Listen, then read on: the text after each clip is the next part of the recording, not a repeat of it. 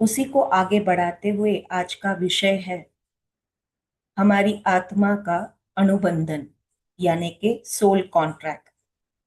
हम करार करके आते हैं जन्म लेने से पहले, तो उस करार को पहले हमें समझना पड़ेगा कि वो करार यानी कि कॉन्ट्रैक्ट क्या होता है, क्यों हम बना के आते हैं, और उस कॉन्ट्रैक्ट को हमें इस समय याद करके अपने इस जन्म के उद्देश्य को समझना है। तो पहले हम शुरू करेंगे कॉन्ट्रैक्ट समझने का कि ये कॉन्ट्रैक्ट होते क्या हैं और कैसे बनते हैं।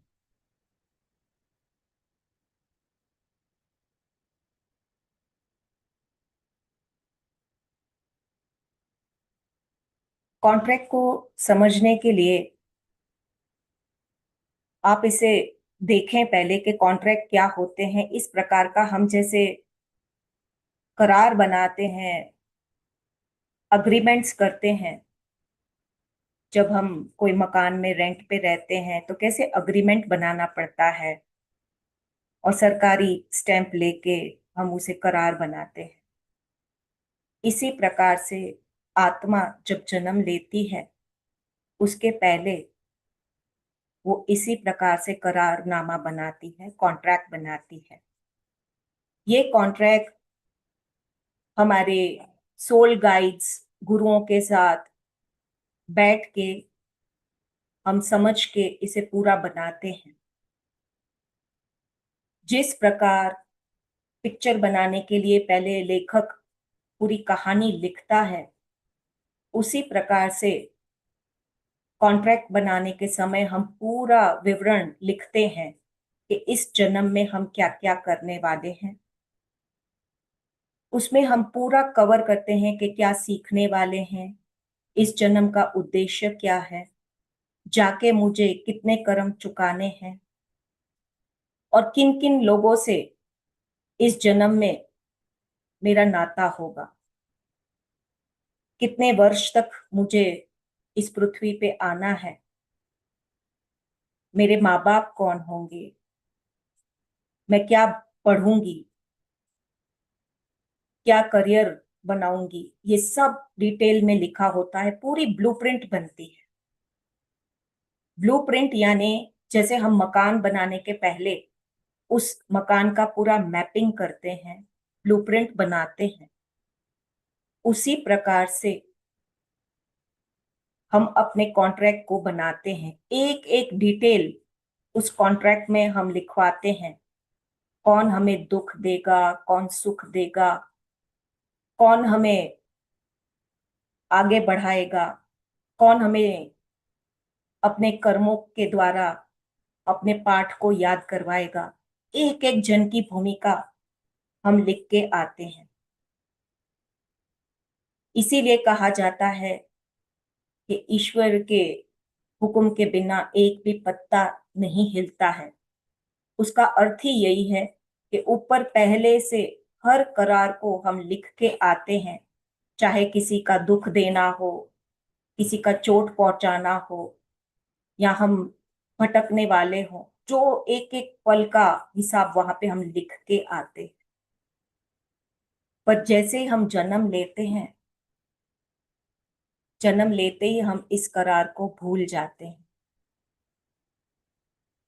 इस करार के ऊपर कई सारे परतें चढ़ जाती हैं। परतें चढ़ना यानी कर्मों की एक लेयर होती है, हमारे जन्म का उद्देश्य होता है, हम क्या पाठ लेने वाले हैं, उसका एक परत होता है, और एक परत होती है फ्री विल की।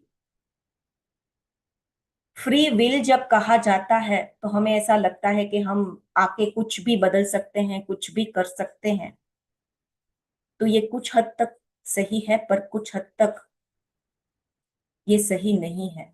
यानी कि जब हम पूरी करारनामा लिख के आते हैं तो उसमें कई सारे ऐसे नियम होते हैं कि हम नीचे आके उसे बदल नहीं सकते हैं। वो करारनामा बनाने के समय स्टैंप लग जाता है कि इस चीज को हम बदल नहीं सकते। पर कुछ चीजें होती हैं जो हम यहाँ पे आके घुमा सकते हैं, उसको थोड़ा बहुत आगे पीछे कर सकते हैं, तो उसे हम कहते हैं फ्री विल। फ्री विल का कॉन्सेप्ट आजकल बहुत गलत समझा जाता है कि हम यहाँ पे आके कुछ भी कर सकते हैं, कुछ भी बदल सकते हैं। ये सोच ही करारनामे में लिखी होती है कि हम मैनिफेस्ट के नाम पे ऐसा हम, ये हमारा पार्ट होता है कि हम यहाँ पे आके ऐसा सोचते हैं कि सब हम आके बदल सकते हैं, जबकि ये सत्य नहीं है। आपके सोल कॉन्ट्रैक्ट्स में कुछ ऐसे फिक्स नियम होते हैं जिन्हें आप यहाँ पे आके भी बदल नहीं सकते हैं, और जो बदल सकते हैं उसको मैं आपको समझाने का प्रयास करूंगी। पूरा कॉन्ट्रैक्ट आज हम डिकोड करेंगे। कॉन्ट्रैक्ट को डिकोड करना यानी एक एक नियम को हम समझने का प्रयास करेंगे, ताकि इस जन्म में अभी की भूमिका में हमें याद आ जाए कि हमें क्या क्या इस जन्म में कर सकते हैं। तो सोल कॉन्ट्रैक्ट में सबसे पहला नियम ये होता है कि मुझे यहाँ जन्म क्यों लेना है, मेरा उद्देश्य क्यों, क्या है इस पृथ्वी पे आने का। और उसके उद्देश्य को समझने के बाद हमारी मुलाकात जब हमारी गुरुओं के साथ बैठक होती है, एंजल्स के साथ, स्पिरिट गाइड्स के साथ, तो वो हमें मदद करते हैं पूरा प्लान करने में। तो उस प्लानिंग में हमारा उद्देश्य जब हम बताते हैं तो हमारी आत्मा की उम्र जांची जाती है, यानी कि हमारी आत्मा कितनी परिपक्व है, कितने जन्म ले चुकी है पृथ्वी पे, कितने पाठ हम इस पृथ्वी पे सीख चुके हैं। इसके ऊपर आधारित होता है आगे का प्लान। अगर हम बेबी सोल है, यानी कि हम, हमारी आत्मा अभी बच्ची है जिसने बहुत सारे जन्म पृथ्वी पे लिए ही नहीं है, तो उसका करारनामा बिल्कुल अलग होता है, क्योंकि उसे अभी पृथ्वी में हर छोटी छोटी चीज सीखनी है कि पृथ्वी पे जन्म लेना, यहाँ के माहौल को समझना, यहाँ पे ऐशो आराम करना, नई नई चीजें सीखना, ऐसा हमारा करारनामा बनता है। पर धीरे धीरे जैसे जैसे हम जन्म लेते जाते हैं, कुछ मान लीजिए 100 वर्ष तक हम ऐसे सीखते गए पाठ, फिर हमारी प्रगति होती है, आत्मा थोड़ी मैच्योर हो जाती है, यंग हो जाती है। तो यंग सोल का, जवान आत्मा का करारनामा अलग होता है, और उसके उद्देश्य भी अलग होते हैं जन्म लेने के। तो करारनामा उस आत्मा का आगे का बढ़ेगा कि अब उसने दुनिया देख ली है, पृथ्वी क्या है वो समझ लिया है, उसका माहौल समझ लिया है, तो अब आगे का उसका उद्देश्य बढ़ेगा कि मैं यहाँ पे जाके और क्या क्या नया सीख सकती हूँ। तो वो आत्मा उस प्रकार के नए करारनामा बनाती है। उसमें आत्मा अपने लेसन्स को चेंज करती है, यानी कि पाठ, अभी तक उसने सिर्फ घूमा फिरा देखा, अब वो पाठ सीख रही है। अब उसे पता चल रहा है कि अहंकार क्या होता है, गुस्सा क्या होता है, उसको मुझे कैसे काबू में लाना है। इस प्रकार के उस जन्म के करारनामे बनते हैं।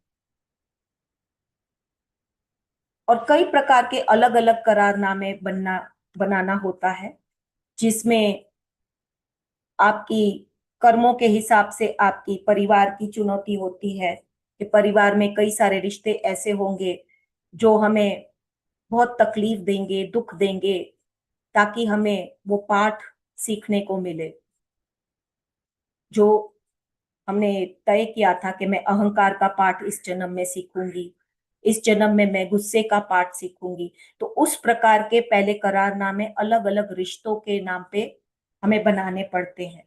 तो हर रिश्ते का करारनामा अलग होता है।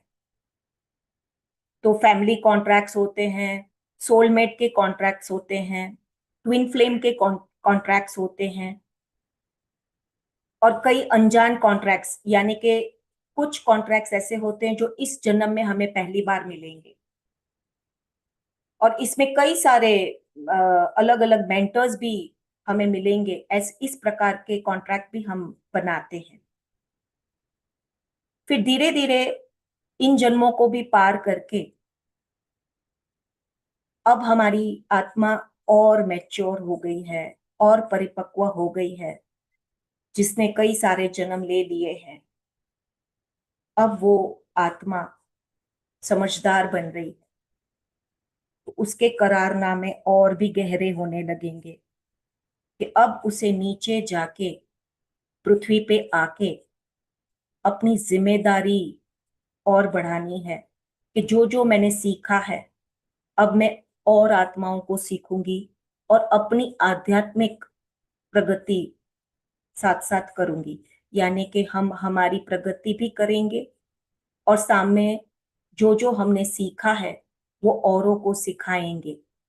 तो अब धीरे धीरे हमें और भी गहराई से आत्मा की प्रगति करनी है, जहां पे अहंकार, गुस्सा, राग, द्वेष धीरे धीरे मिटाते मिटाते हमारे भीतर का ज्ञान जो धीरे धीरे खिल रहा है, उस ज्ञान को बढ़ाना है, कमल की तरह खिलाना है। तो इन जन्मों में हमारा नाता गुरुओं के साथ, आध्यात्मिक रास्ते पे चलने वाले लोगों के साथ ज्यादा बनने लगता है। और अब हमारी प्रगति के लिए हम ऐसे माहौल को और ऐसे लोगों को ढूंढने लगते हैं। पर धीरे धीरे आत्मा इन जन्मों को पार करके भी और प्रगति करना चाहती है, तो वो इस माहौल में ऐसे समय में जन्म लेती है, जो हमने पिछली बार कहा था कि जब पृथ्वी प्रगति कर रही है, ऐसा अनोखा मौका कई वर्षों के बाद, कई वर्षों क्या कई हजारों साल के बाद जब आता है, तब भाग्यशाली होती हैं वो आत्माएं जिन्हें उस समय वो मौका मिलता है और वो करारनामा बना के पृथ्वी पे आती हैं, न सिर्फ आत्मिक उन्नति के लिए पर सेवा देने के लिए और पृथ्वी माता को अपना योगदान देने के लिए कि मैं भी औरों के लिए कुछ कर जाऊं, पृथ्वी माता के लिए कुछ कर जाऊं और अपनी इस पृथ्वी के लिए मेरा योगदान दे पाऊं। तो ये पूरा जो कॉन्ट्रैक्ट होता है, उन आत्माओं को ज्यादा मौके मिलते हैं। जो पहले वाली आत्माएं थी, बेबी सोल्स थी या यंग सोल्स थी, उन्हें सिर्फ और बी और सी का ऑप्शन मिलता है। यानी कि वो घूमेंगी फिरेंगी, यहाँ वहां भटकेंगी और अपने पृथ्वी पे अपने जन्म को, कर्मों को पूरा करेंगी। लेकिन जैसे जैसे आत्मा परिपक्व होती है, तो उन्हें ए, बी और सी का ऑप्शन मिलता है। यानी ए यानी सीधा मार्ग कि वो यहाँ पे आके आध्यात्मिक उन्नति करे और भक्ति को फैलाए, अध्यात्म को फैलाए और अपनी सेवाओं को दे। जैसे भक्त प्रहलाद, ध्रुव, जो बचपन से ही जिन्हें अपना लक्ष्य पता होता है, क्योंकि वो बहुत उच्च कोटि की आत्माएं हैं, तो उन्हें ए का ऑप्शन मिला। उसी प्रकार से इस जन्म में हमें भी वो मौका मिला है, ए, बी और सी।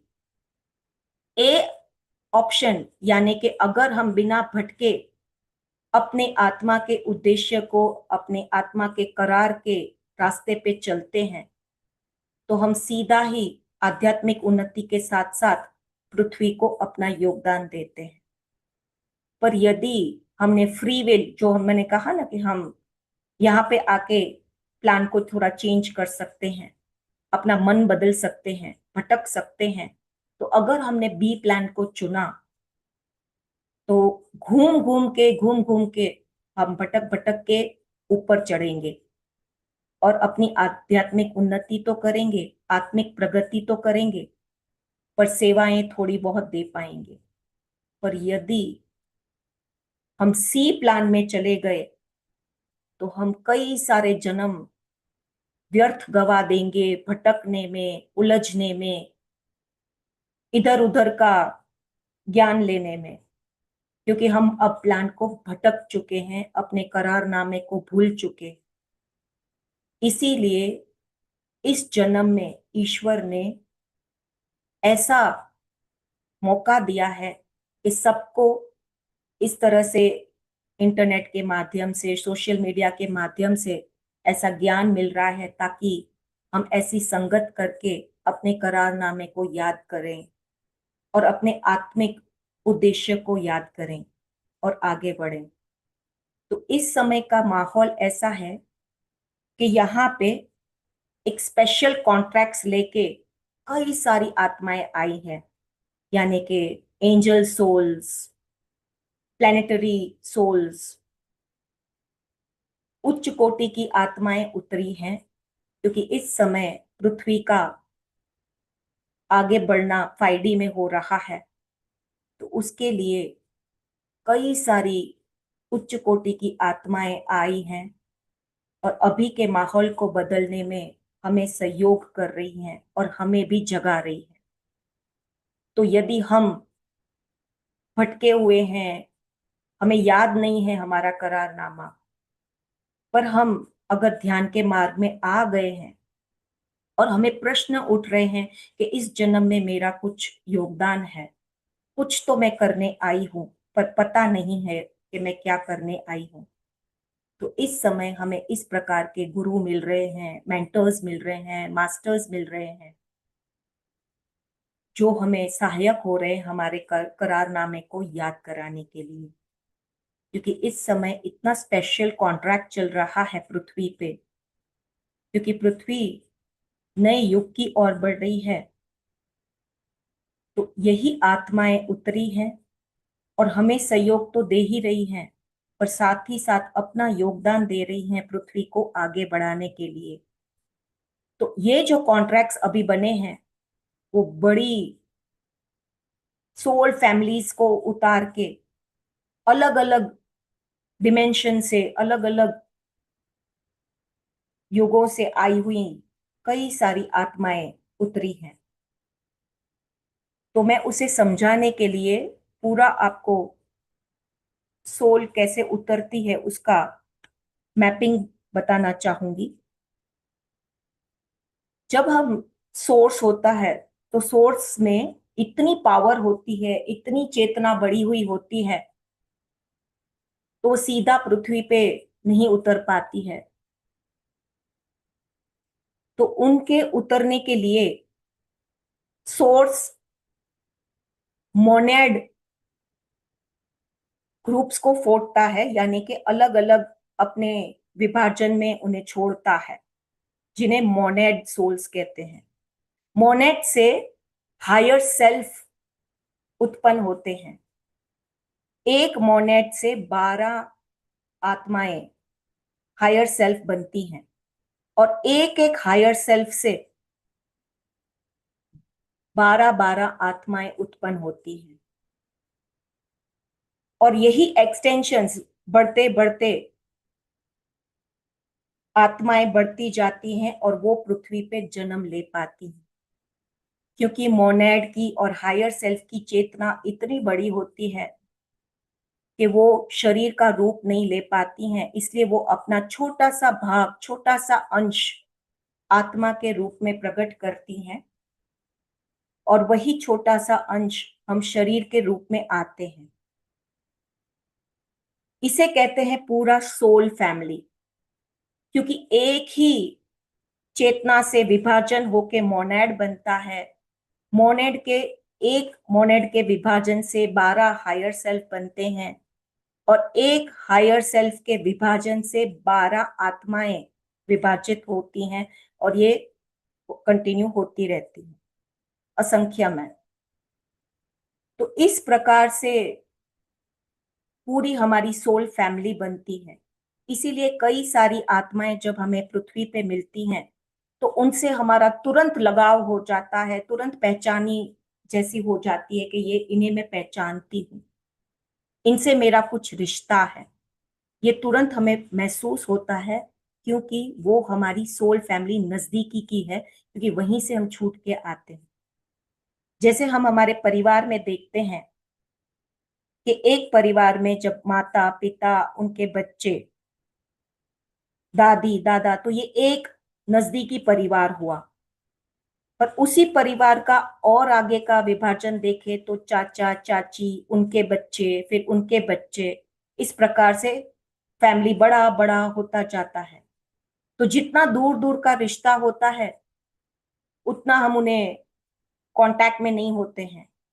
पर जितना हम नजदीक की फैमिली के साथ कांटेक्ट में होते हैं उसे कहते हैं सोल फैमिली। और यहाँ पे जब पृथ्वी पे आते, ये मैंने उदाहरण दिया, पर पृथ्वी पे जब आते हैं तो मतलब परिवार वाले सभी सोल फैमिली हो ऐसा जरूरी नहीं है। कई सारे कार्मिक रिश्ते मोस्टली फैमिली में आते हैं। हमारे कर्मा उनके साथ बंधे हुए होते हैं, तो उन कर्मों को चुकाने के लिए हम इधर पृथ्वी पे फैमिली के रूप में नजदीकी उन आत्माओं को चुनते हैं और अपने कर्मों को चुकाते हैं, क्योंकि हमें उनसे कुछ सीखना है। हमारे अहंकार को, गुस्से को पिघलाने में, कर्मों को पिघलाने में ये रिश्ते सहायक होते हैं। पर जो सोल फैमिली होती है, आत्मिक सोल फैमिली, वो हमें आगे बढ़ाने में सहायक होती है कि कैसे हम अपने उद्देश्य की तरफ बढ़ें, आत्मा को कैसे अपने पाठ पढ़ाते पढ़ाते आगे बढ़ाएं, ताकि हमारी आत्मा सीखते सीखते उस स्टेज पे पहुंचे, उस लेवल पे पहुंचे जहां पे हम आध्यात्मिक उन्नति करके यहाँ पे अपना योगदान दें, सेवाओं के माध्यम से, गुरु से सीख के हम खुद औरों को सिखाएं। उस लेवल तक हमें पहुंचना होता है। तो यहाँ पे वही हमारी हायर सेल्फ हमें सहयोग करती है। और हमारे जो जो अनुभव हम यहाँ पे लेते हैं, उन्हीं अनुभव के माध्यम से हमारी हायर सेल्फ प्रगति करती है। और वो प्रगति करके वापस मोनेड में जाते हैं और हम वापस धीरे धीरे सोर्स में जाते हैं। और ये साइकिल चलती रहती है, क्योंकि अनंत अनंत तक हमारा ब्रह्मांड फैला हुआ है और अनंत अनंत तक हम कई सारे पाठ सीख सकते हैं, नया नया ज्ञान ले सकते हैं। तो पृथ्वी पे ही हमने कई सारे ऐसे जन्म लेके हम कई सारे ज्ञान पृथ्वी से लिए हैं और ले रहे हैं। पर अभी का जो स्पेशल समय है, जो स्पेशल कॉन्ट्रैक्ट है, उसके लिए जो हमारी सोल फैमिली हमें सहयोग हो रही है, इस प्रकार जो हम मिल रहे हैं, एक साथ सज्जन सांगत्य कर रहे हैं, आध्यात्मिक प्रगति कर रहे हैं, तो कहीं ना कहीं हम सबका आत्मिक रिश्ता है। इसीलिए हम जुड़ पा रहे हैं और एक दूसरे के साथ कनेक्ट हो पा रहे हैं, सहयोग एक दूसरे को दे रहे हैं। ये जो मोनेड सोल्स, हायर सोल्स जो होती हैं,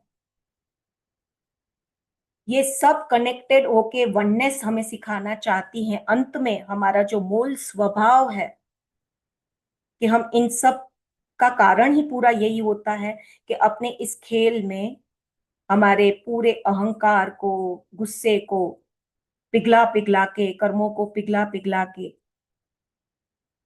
हम अनकंडीशनल लव, सच चित आनंद की अवस्था को पूरा अनुभव कर पाए। क्योंकि यदि हम मोनेड में होते हैं या हायर सेल्फ में होते हैं, तो हमें शरीर रूपी जन्म नहीं मिल पाता है, तो अनुभूति हम नहीं ले पाते हैं। अनुभूति जब मिलेगी ही नहीं तो आगे आत्मा की प्रगति कैसे होगी। और आत्मा को ये पूरा अनुभव शरीर के रूप में ही मिल पाता है। इसीलिए हम ऊपर से छोटा सा अंश होके उतर के आते हैं, और इसीलिए हमें पूरा ज्ञान नहीं होता है, पूरी पावर्स नहीं होती है। तो हम नए यहाँ पे नए नए पाठ लेके हमारे माध्यम से हायर सेल्फ को देते हैं, और वहां से हमें संकेत मिलते हैं कि आगे हमें क्या करना है। ये पूरे जो डायग्राम से आपको गूगल में मिल जाएंगे कि किस प्रकार से हम छूटते हैं और किस प्रकार से आत्मा के रूप में नीचे आते हैं। ये पूरी हमारी सर्कल होती है, सोल फैमिली होती है, और इसका कोड, टोटल नंबर का कोड जो होता है वो 144 कोड होता है, और 144,000 एक मोनेड सोल ग्रुप होता है। एक फैमिली में 144,000 का पूरा जुट होता है आत्माओं का, जो अलग अलग जगहों पे जन्म लेती हैं और अलग अलग जगहों से अपना अनुभव ले लेके आगे बढ़ती हैं। और जब हम अटक जाते हैं, फंस जाते हैं, तो यही आत्माएं हमें मदद करने के लिए पृथ्वी पे आती हैं, और हमारी आत्मिक उनसे पहचान हो जाती है, और वो हमें सहयोग करती हैं आगे बढ़ने में जहां पे हम अटक गए हैं। जैसे हम फैमिली में, अगर हमारे चाचा की बेटी है, वो कहीं विदेश में पढ़ने जाना चाहती है, और विदेश में मेरी बहन अगर है, तो हम कैसे उन दोनों का कांटेक्ट करवाते हैं कि मेरी कजिन आना चाहती है विदेश में, उसे पढ़ना है, तो आप उन्हें सहयोग कीजिए।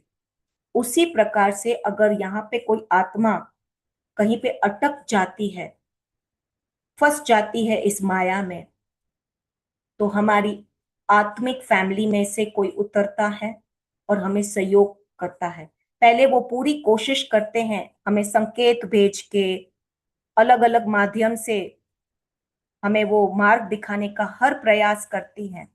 पर यदि हम फिर भी समझ नहीं पाते हैं, अटक जाते हैं इस माया में, तो इस समय का जो ऐसा पीरियड होता है जहां पे ऐसी आत्माएं उतरती हैं और कई सारी आत्माओं को जगा के वो ऊपर तक ले जाती हैं। और इस समय का ये स्वर्णिम मौका इसलिए भी है क्योंकि ये पूरी जो आत्माएं एक दूसरे के साथ कनेक्टेड हैं, वो पूरी सोल फैमिलीज, अभी जैसे हम घर बनाते हैं, तो कैसे घर में कलर का काम का कॉन्ट्रैक्ट एक एजेंसी को देते हैं, टाइल्स का कॉन्ट्रैक्ट एक एजेंसी को देते हैं, प्लम्बिंग का कॉन्ट्रैक्ट एक एजेंसी को देते हैं, उसी प्रकार से अभी जो मोनेड फैमिलीज है, मोनेड फैमिलीज के हर फैमिली को एक एक कॉन्ट्रैक्ट मिला हुआ है कि एक साथ पृथ्वी पे कई सारी आत्माएं उतरें और एक साथ मास अवेकनिंग, सामूहिक जागरूकता फैलाएं, और एक साथ पृथ्वी की चेतना को उठाएं, और धीरे धीरे जो आत्माएं अभी जागी नहीं है या सुस्त पड़ी हैं, उन्हें भी मौका मिले कि वो इन आत्माओं के बल पे जाग पाएं और एक साथ ऊपर उठ के हम पृथ्वी के साथ 5D में यानी कि सतयुग में जा पाएं, और सतयुग को लाने में हम पूरा पूरा अपना योगदान और सेवाएं दे पाएं। ये पूरी साइकिल जो आप देख रहे हैं, ये पूरी हमारी मोनेड की सोल फैमिलीज की झुंड होती है। तो इस समय का ऐसा अनोखा समय है कि कई सारी आत्माएं एक साथ उतरी हैं, जो एक दूसरे को मदद रूप हो रही हैं, सोलमेट के रूप में, ट्विन फ्लेम्स के रूप में, ट्विन फ्लेम यानी शिव शक्ति के जोड़े के रूप में आई हैं। वो यहाँ पे अपने योगदान, अपनी चेतना देके पृथ्वी की चेतना को बढ़ाने में तो सहयोग हो ही रही हैं, पर साथ ही साथ एक साथ अपना भी आत्मिक उन्नति करने आई हैं। ये जो रिश्ते होते हैं पैरेलल यूनिवर्स में, यानी कि हम कई अलग अलग प्लैनेट्स पे जन्म, हमारी आत्माएं सोल फैमिलीज लेती हैं, पर वहां से भी वो हमें संकेत देती रहती है। और अभी के समय में कई सारे वॉक-इन्स, वॉक-इन्स यानी एक आत्मा ने एक शरीर में जन्म लिया, कुछ वर्षों तक उसने अपने पाठ ले लिए, और अचानक से वो आत्मा उस शरीर से दूसरी आत्मा को वो शरीर सौंप के चली जाती है। तो एक ही शरीर में पहले एक आत्मा थी, वो अपना कार्य पूरा करके वही शरीर दूसरी आत्मा को देके चली जाती है, और दूसरी आत्मा जो उस शरीर को आगे लेके अपने पाठ पढ़ के अपना योगदान देती है। इसे कहते हैं वॉक-इन्स। और कई सारे शरीर ऐसे भी हैं जो एक ही शरीर में दो आत्माएं एक साथ उतरी हैं उसी शरीर में, और वो अपना आध्यात्मिक उन्नति के साथ साथ अपनी सेवाएं देने आती हैं। इस प्रकार से अलग अलग अभी के मौके में मिल रहे हैं हमें देखने को कि ऐसी ऐसी आत्माएं उतर रही हैं और ऐसे ऐसे अनोखे रूप में जन्म ले रही है। हमारे शरीर में कई सारे परत हमारे शरीर में है। उन परतों को भेदते भेदते अगर हमें 5D में पहुंचना है तो हमारे कॉजल बॉडी तक, कारण शरीर तक हमें पहुंचना पड़ेगा। हम पूछते हैं कि 5D में यानी सतयुग में कैसी चेतना हमें चाहिए, तो उस चेतना को समझने के लिए अपने हमारे सातों शरीर को समझना पड़ेगा। जो अभी हमारा 3D का शरीर है वो स्थूल शरीर है। वो इतना स्थूल है कि जिसकी भारीपन पृथ्वी पे टिक पाए, इसलिए वो भारीपन में आता है। खाना पीना, ऐशो आराम में उसने अपने शरीर को इतना स्थूल कर दिया होता है कि वो इस पृथ्वी पे 3D के माहौल में टिक पाए। 3D का माहौल यानी माया हो वाला, जहां पे हम सिर्फ बाहर की दुनिया में उलझे होते हैं और ऐसी ही चीजों में हमारा शरीर रह पाए, उस प्रकार का स्थूल शरीर में जब हम अभी हैं तो उसे 3D कहते हैं।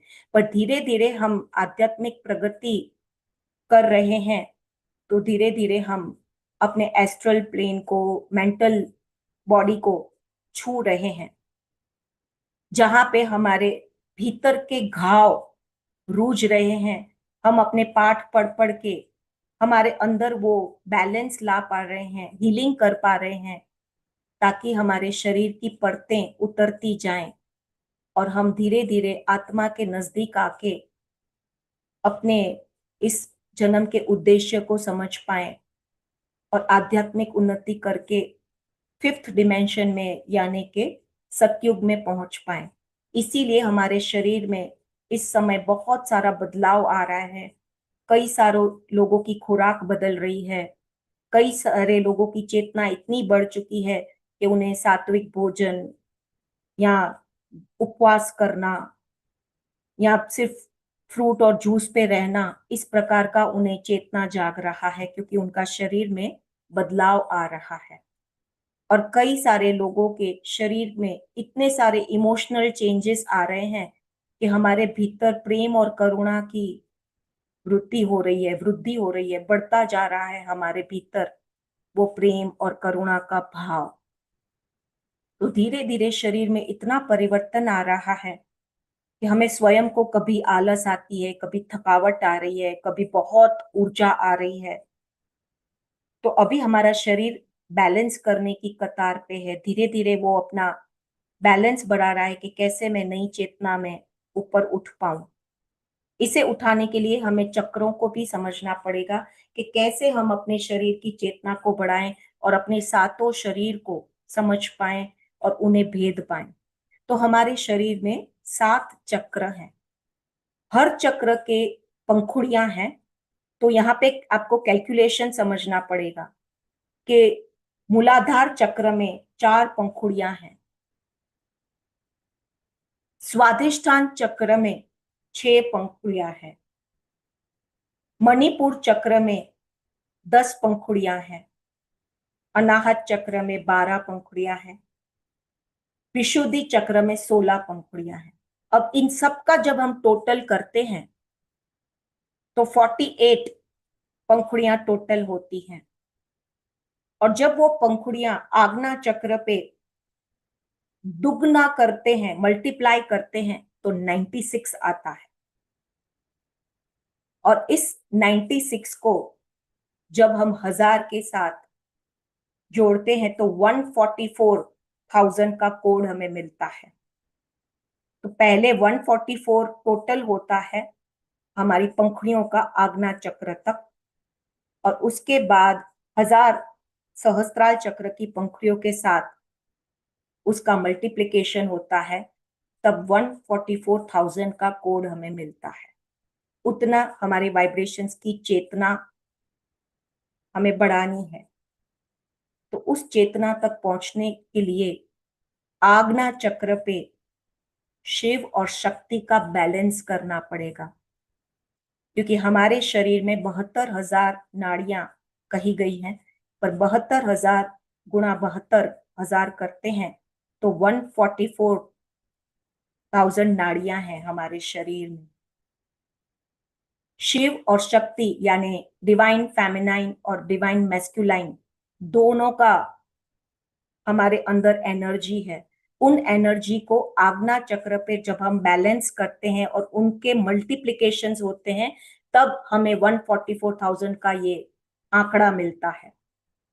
तो कई लोग इस आंकड़े को गलत समझते हैं। 144,000 यानी कई लोग ऐसे भ्रम फैलाते हैं कि 144,000 आत्माएं सिर्फ उतरी हैं पृथ्वी पे चेतना जगाने के लिए, या उतनी ही आत्मा आगे बढ़ेंगी। ये सही नहीं है। यहाँ पे हर शरीर के अंदर इतनी वाइब्रेशंस 144 फ्रीक्वेंसी की रेज करके हमें आगे बढ़ना है, तब हमारी चेतना उतनी लेवल की बढ़ेगी कि हम 5D की चेतना में रह पाए, आ पाए।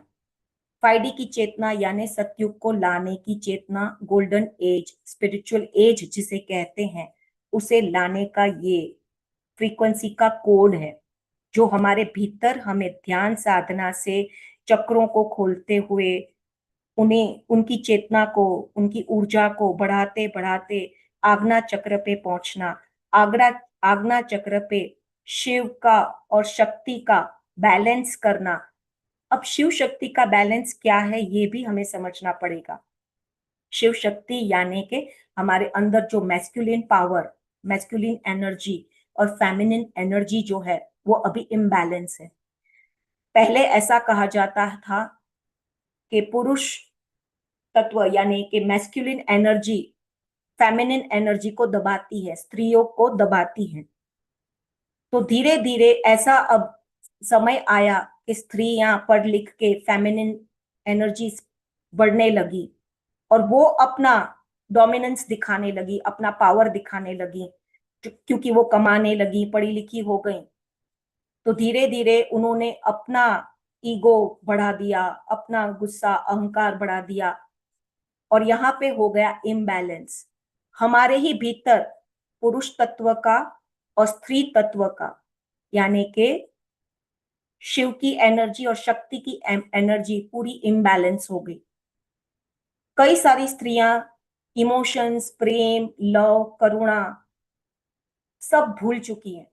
वो मर्दों की तरह, पुरुषों की तरह कठोर होना शुरू कर दिया उन्होंने। तो यहाँ पे इम्बैलेंस हो गया है हमारी ऊर्जाओं का हमारे शरीर में। ये बाहर की चेतना की बात नहीं हो रही है, हमारे भीतर ही इतनी चेतना इम्बैलेंस हो चुकी है। उस स्त्री तत्व को और पुरुष तत्व को, फेमिनिन और मैस्कुलिन एनर्जी को हमें अंदर बैलेंस करना पड़ेगा। शिव यानी ठहराव, शक्ति यानी प्रवाह।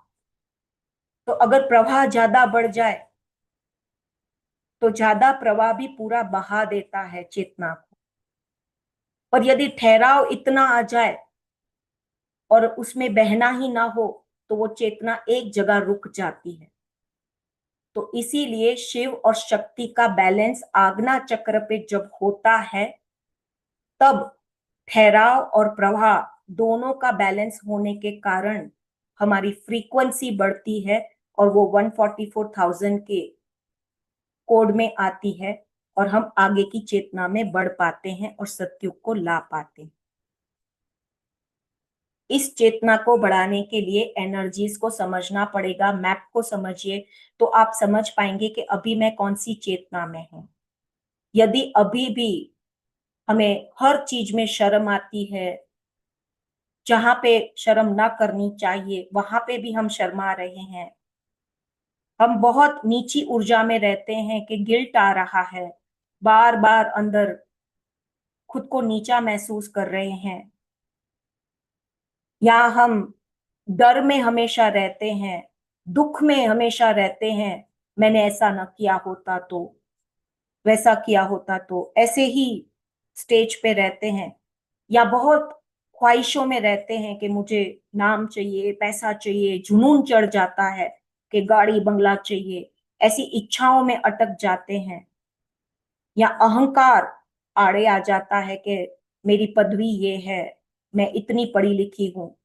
तो इस प्रकार की चेतनाएं हमें पृथ्वी पे बांध के रखती है, इस माया में उलझा के रखती है। ये भी हमारा लर्निंग था, सीखना था, इसीलिए हम इस चेतना में थे। चेतना कोई भी बुरी नहीं है, हम हर चेतना से कुछ ना कुछ सीख रहे थे, इसीलिए उस समय हमें गुस्सा, अहंकार, गर्व होना, प्राइड होना, ऐसा सब हो रहा था। पर अब हमारी चेतना जाग रही है, हम आगे बढ़ना चाह रहे हैं, तो उस चेतना को बढ़ाने के लिए हमें हमारी फ्रीक्वेंसी को, वाइब्रेशंस को बढ़ाना पड़ेगा। तो उसके लिए हमें धीरे धीरे अपने भीतर बदलाव लाना पड़ेगा, हमें स्वीकार शक्ति में आना पड़ेगा कि मेरे अंदर, पहले तो स्वीकार कीजिए कि मेरे अंदर अहंकार है, गुस्सा है, मेरे अंदर इम्बैलेंस है, उसे मुझे पहले स्वीकार करना है। फिर अपनी इच्छा शक्ति को जगाइए कि अब मैं स्वीकार कर चुकी हूं कि मुझ में ये है, अब मेरी इच्छा है कि मैं अपने गुस्से पे काबू लाऊं, अपनी इच्छाओं पे, अपने अहंकार पे काबू लाऊं।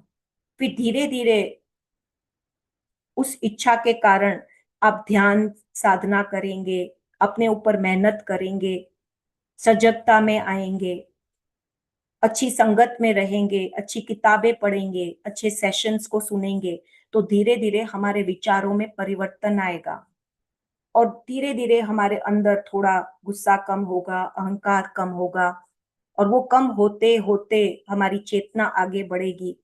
और जैसे जैसे हमारी चेतना आगे बढ़ेगी तो प्रेम की फ्रीक्वेंसी में हम आएंगे, खुशियों की, आनंद की फ्रीक्वेंसी में आएंगे, शांति की, मौन की चेतना में हम आएंगे। तब धीरे धीरे हमारी वो चेतना बढ़ेगी और हम उस 144,000 की, 14400 फ्रीक्वेंसी में आएंगे। तो इस पूरी फ्रीक्वेंसी का चार्ट हमें याद करना है और खुद को याद दिलाना है कि मैं अपनी स्वयं की जिम्मेदारी लूं। आज मैं बैठूंगी, अपने सोल कॉन्ट्रैक्ट को याद करूंगी कि मेरे जीवन में ऐसे कौन कौन से कॉन्ट्रैक्ट हैं जो मुझे आगे बढ़ाना चाहते हैं। ये हम स्वयं पहचान सकते हैं। जो आपके आसपास के लोग आपको उकसाते हैं, आपको डराते हैं, आपको गुस्सा दिलाते हैं, आपको ट्रिगर करते हैं, यानी वो सब आपके आसपास कार्मिक और पाठ सिखाने वाले लोग हैं। तो आप अपने कॉन्ट्रैक्ट को पहचान जाएंगे कि ये इनके साथ का मेरा कॉन्ट्रैक्ट है, कि ये मुझे गुस्से को कम करना सिखाने आए हैं, ये मेरे अहंकार को नीचे करने का मुझे सिखाने आए हैं। तो अगर मैं पहली बार में पहचान जाऊं और उन्हें प्रतिक्रिया न देके, रिएक्शन न देके, आराम से उसको समझूं और उस पाठ को सीखने की कोशिश करूं, तो जल्दी से हमारा वो कॉन्ट्रैक्ट क्लोज हो जाएगा, बंद हो जाएगा, खत्म हो जाएगा। पर यदि हम अहंकार में रहेंगे कि नहीं, मैं इसको दिखा के ही रहूंगी कि ये कौन होते हैं मुझे सिखाने वाले, तो हम उस कॉन्ट्रैक्ट को बढ़ा देते हैं, कम करने की जगह पे हम उस कॉन्ट्रैक्ट को बढ़ा देते हैं। और वहीं पे कई सारे कॉन्ट्रैक्ट आपके ऐसे होंगे जो गुरु के रूप में, सहेली के रूप में, मार्गदर्शक के रूप में, मास्टर्स के रूप में आपको आगे का मार्ग दिखाने के लिए आएंगे। तो तुरंत आप वो कॉन्ट्रैक्ट पहचान जाएंगे कि इनके साथ का मेरा करार है कि ये मुझे कुछ प्रेम से सिखाने आए हैं, अपनी छत्रो छाया में मुझे आगे का मार्गदर्शन दे रहे हैं। तो ये कॉन्ट्रैक्ट भी आप पहचान जाएंगे। तो अपने कॉन्ट्रैक्ट को आज बैठ के पहचानिए कि मुझे कौन कौन से कॉन्ट्रैक्ट क्या क्या सिखाना चाहते हैं, और उनके साथ मेरी प्रतिक्रिया कैसी होनी चाहिए, कितना जल्दी मैं उस लेसन को सीखूं, ताकि मैं उस चक्र में फंसी ना रहूं। उस कर्मा के चक्र में अगर मैं अभी वापस फंस गई तो वापस मैं प्लान सी में चली जाऊंगी, जहां पे जन्म पे जन्म, जन्म पे जन्म मुझे लेने पड़ेंगे। तो वापस हमें जन्म ना लेना हो, तो सजगता से अपने आज बैठ के सब कॉन्ट्रैक्ट्स को एनालाइज कीजिए कि मम्मी पापा के साथ मेरा रिश्ता कैसा है, भाई बहनों के साथ रिश्ता कैसा है, पड़ोसियों के साथ, दोस्तों के साथ, गुरुओं के साथ, ऑनलाइन में भी अगर किसी के साथ आपका रिश्ता हो रहा है, तो हर रिश्ते को आप समझने का प्रयास कीजिए। और अभी आपके पास ऐसी पावर है कि अगर आपने अपने कॉन्ट्रैक्ट को समझ लिया, रिश्तों को समझ लिया और अपनी वाइब्रेशंस को अभी आपने हाई कर दिया, तो आप अपने पूरे पूर्वजों का, 7 पीढ़ियों का चला हुआ दुख मिटा सकते हैं। क्योंकि अगर आप ध्यान कर रहे हैं, ध्यानी हैं, और अभी का आपको चेतना ऐसा जाग रहा है कि मुझे कुछ करके जाना है, ऐसे प्रश्न उठ रहे हैं, अंदर से ऐसी ऊर्जा आ रही है कि मैं यहाँ कुछ खास करने के लिए आई हूं, तो अपने आप को टटोल के ऐसी ऐसी ध्यान साधनाएं कीजिए जो आपके पूरे पूर्वजों को हीलिंग दे पाएगी।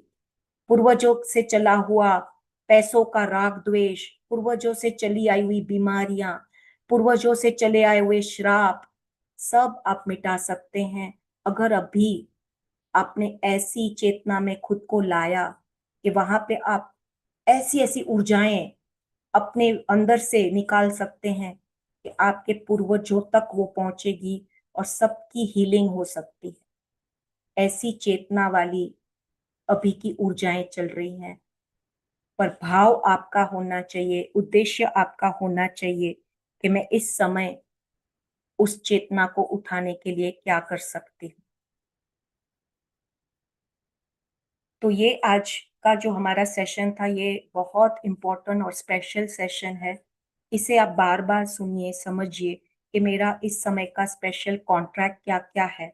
क्योंकि जितना आपको अपने करार याद आएंगे ना, उतना आपको आपका अभी का योगदान, जो हमने पिछली बार बोला ना कि हमारा अभी का योगदान क्या होना चाहिए इस माहौल में, वो आपको याद आएगा। और उसी दिशा में आप प्रैक्टिस करेंगे तो आप भटकेंगे नहीं।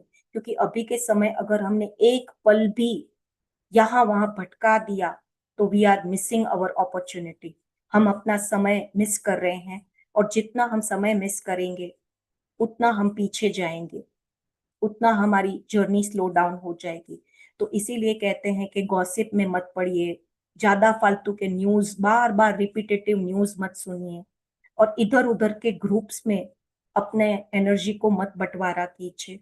अपनी ऊर्जा को इतना संभालिए और अपने अंदर के 144,000 कोड्स को जगा के अपनी चेतना को बैलेंस कीजिए।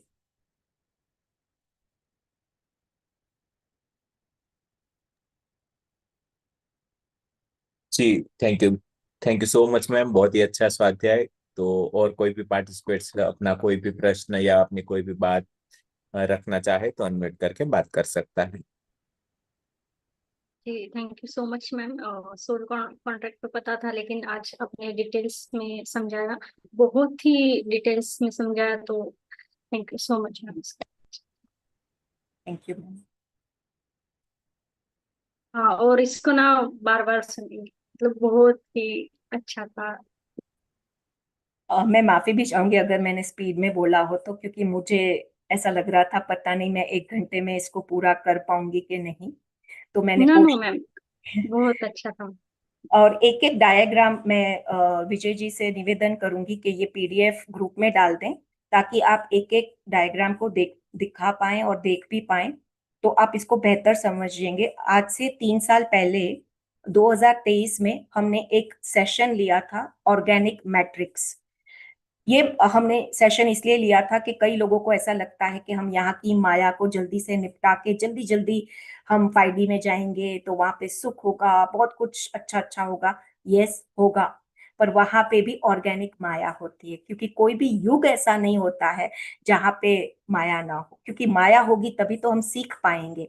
तो हमने वो एक सेशन लिया था, ऑर्गेनिक मैट्रिक्स करके। तो उसमें भी हमने इस प्रकार के, बहुत साल हो गए हैं उसको, तो उसमें हमने इस प्रकार के डायग्राम, इसी चीज को क्योंकि वो मुझे मेडिटेशन में आए थे तो इस प्रकार हमने ड्रॉ करके पूरे दिखाए थे कि कैसे सोर्स, डिवाइन सोर्स से मोनियड आता है, और मोनियड में वो पावर नहीं होती है कि वो शरीर में आके पूरा अनुभव ले पाए। तो उन्होंने हायर सेल्फ का निर्माण किया और एंजल ने मदद की, हमें स्पिरिट्स ने मदद की, और उन हायर सेल्फ से हमने हमें आत्मा के छोटे से अंश में बनाया गया, और वहां से हम छूट के शरीर के रूप में आए और अनुभव लेने के लिए छोटी सी चेतना में आए। ये उस समय का हमने ये डायग्राम समझाया था, ये भी मैं ग्रुप में शेयर कर दूंगी ताकि समझने में आसानी हो जाए। फिर हमने जो चेतना बढ़ाने का था, तो तब मुझे विजन में इस प्रकार से आया था कि जब हम नीचे गिरते हैं तो स्थूल शरीर में आने के लिए हमारी चेतना गिरती जाती है, कम कम होती जाती है, और हम शरीर में गिरते जाते हैं कर्मों के वजह से, माया की वजह से। तो हमारी चेतना बहुत छोटी हो जाती है। पर जब हमें वापस ऊपर जाना है, वापस हमें मर्ज करना है खुद को, तो उसी चेतना को बढ़ाने के लिए स्लोली स्लोली हमें अपनी चेतना को बढ़ाना होता है। ध्यान साधना से, अपने अनुभवों से, पाठ ले लेके आगे बढ़ना होता है, और इस प्रकार सूर्य जैसी बड़ी चेतना करके हमें ऊपर तक उठना होता है, तब हम वापस जा पाते हैं। ये भी हमने उस सेशन में डायग्राम दिखाया था। और ये एक आखिर में आपको मैं वीडियो दिखाऊंगी। Source, monads, higher self, soul, and back to the beginning. Source, monads, higher self, soul, and back to the beginning. Source, monads, higher self, soul, and back to the beginning. Source, monads, higher self, soul, and back to the beginning.